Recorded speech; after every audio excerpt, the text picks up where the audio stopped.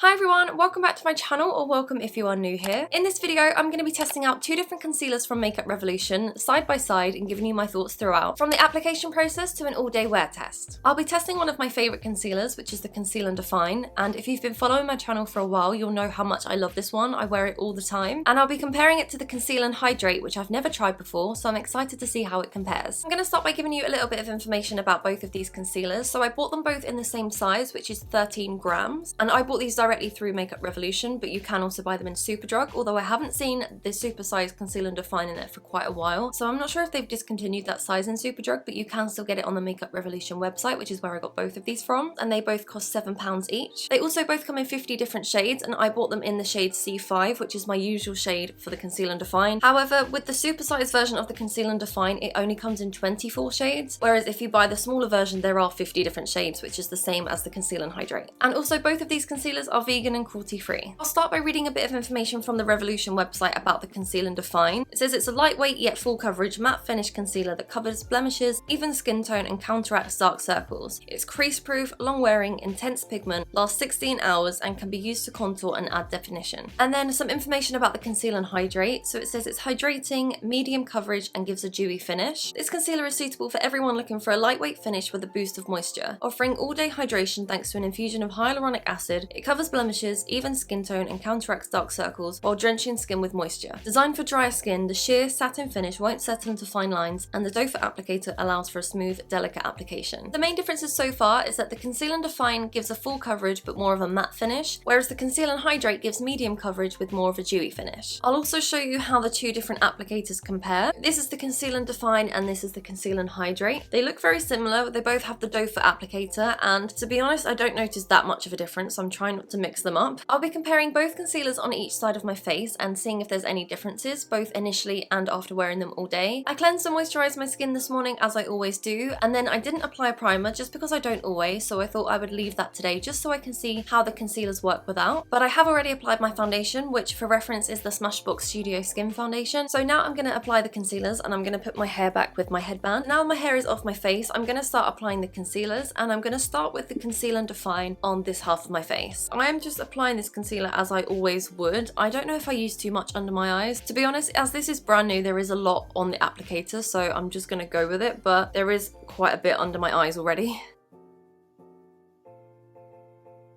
And I'm just going to go and do the exact same thing on this side. I know the Conceal and Define has been on a little while longer, so it may have dried onto my skin a little bit more, but even so, I feel like there's quite a big colour difference, even though it is the exact same shade.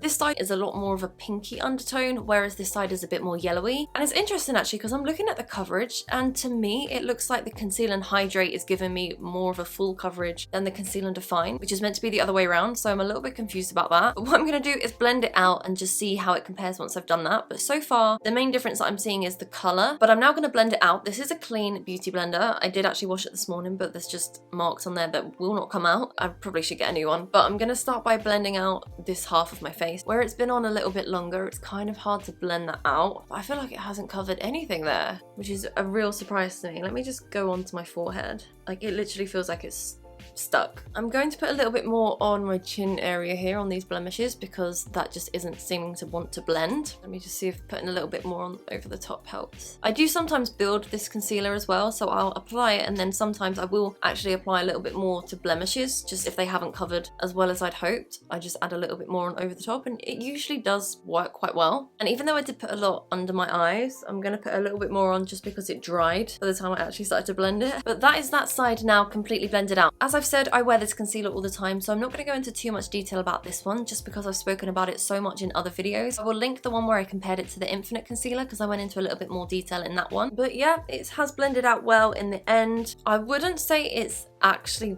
that full of coverage. You can definitely still sort of see my skin underneath, which is strange considering that's meant to be the full coverage concealer. So now I'm going to move on to the other side and blend out the Conceal and Hydrate, and I'm just going to twist my beauty blender around to the cleaner side. It is definitely stuck onto my skin where it's been sat on there for a few minutes, so I'm going to have to go in with a little bit more just to try and get this to budge.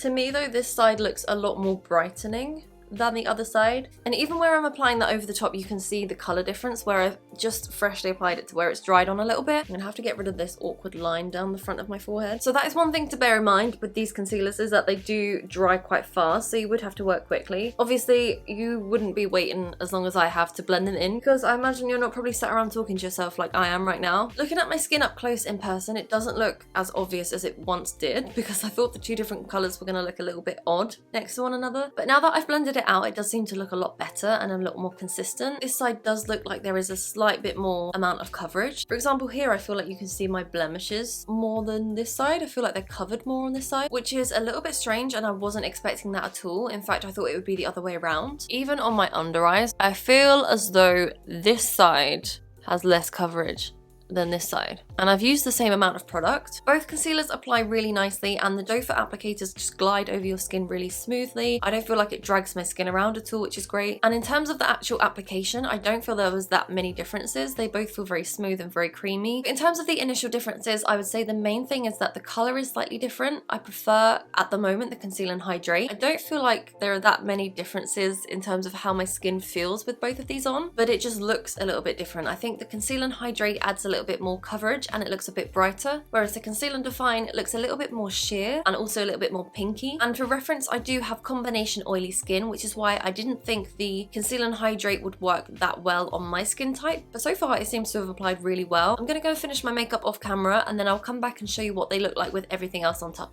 So I've just finished the rest of my makeup, and I have to say that everything did kind of blend well on top of my foundation and concealer. I will zoom you in again so you can see up close and see if you can see any differences between each side. I will start with this side, which is the Conceal and Define. You can still see a bit of my natural skin underneath this makeup, which I like to go for a full coverage, so I don't necessarily like to see my actual skin underneath, but I guess it does make it look a little bit more natural. But there isn't really a lot for me to say about this one because it looks exactly how it normally does for me. In terms of like creasing under my eyes, it has creased a little bit, but then again it has also creased this side as well. Now, as long as it doesn't get worse throughout the day, I can live with that, but that is something I will look at again later on this evening just to see if it has gone any worse. So that is just worth bearing in mind that it does crease ever so slightly under your eyes, even though it says it doesn't like sink into fine lines or anything. It does, or at least it has for me. But in comparison to the other side with the Conceal and Hydrate, I don't notice a huge difference straight away. This is how my skin looks up close on this side. But yeah, this is how my skin is looking with the rest of my makeup on top. Everything has sat on top really well. I set it with a powder, and I also set it with a Makeup Revolution setting spray as well. I wanted to keep my routine the same just so I can get a fair result for what it is like for me, and I can give you my honest opinion. My first impression so far, there isn't really a lot to report in terms of differences. I would say I'm still kind of leaning more towards the hydrating concealer as my favorite so far, just because I feel like it's given a tad bit more coverage and it does make my skin look a little bit brighter on this side, and I just prefer how that kind of blended out on my skin. The time is currently 1:25 in the afternoon, so I will wear this throughout the rest of the day, and then I will come back later on this evening and give you an update and also show you how my skin is looking at the end of the day. I also won't do any touch-ups or anything, just so you can see how it wears on its own. But so far I'm really impressed with both concealers, but I do have to say that the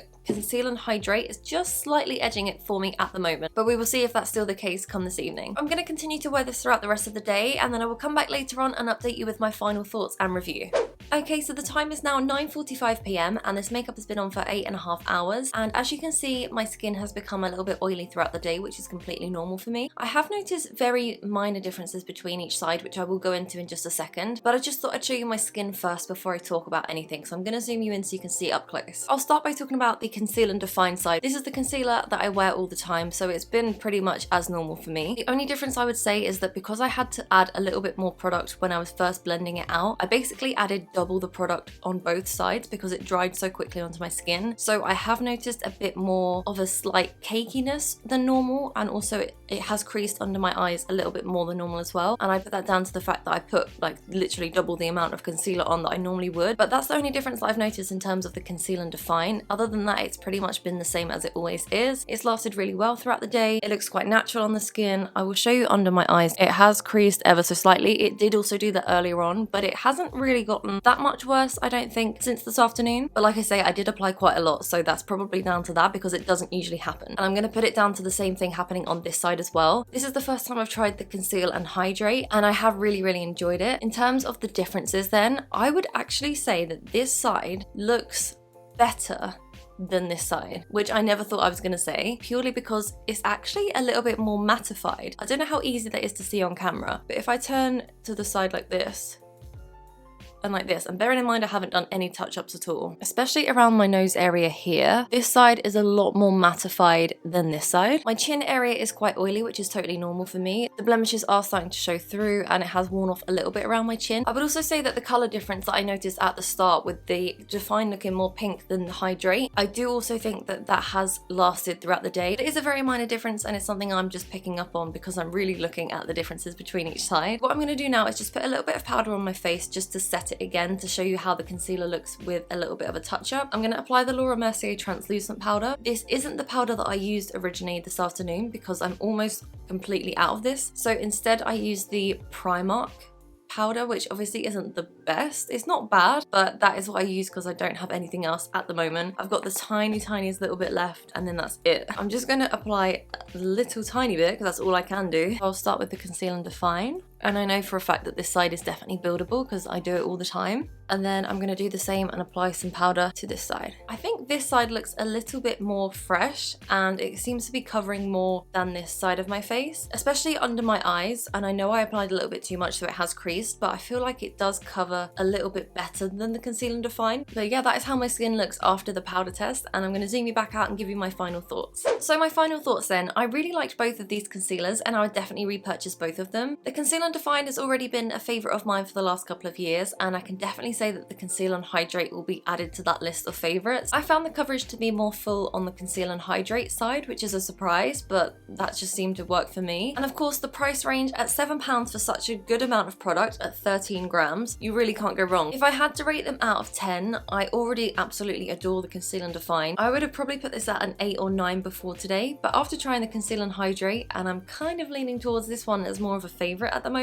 I would put this one as a 9 and this one as an 8.5. They're both absolutely fantastic products. I would definitely recommend going and trying them for yourself. If you have already tried them, leave a comment down below and let me know what you think of them and which one you prefer. And if you haven't already tried them, also let me know which one you prefer the look of, and if you were going to try one, which one would it be? I also remember to bring in the Revolution Matte Fix setting spray. This is the setting spray that I used this afternoon. This is the one that I use all the time. I know I mentioned it earlier, but it was in my bedroom. So this is the one that I use from Makeup Revolution. It's an oil control fixing spray. But yeah, that brings me to the end of this video. Thank you all so much for watching. I hope you enjoyed it. If you did, make sure you give it a thumbs up and also don't forget to subscribe to my channel, and I will see you all in my next video.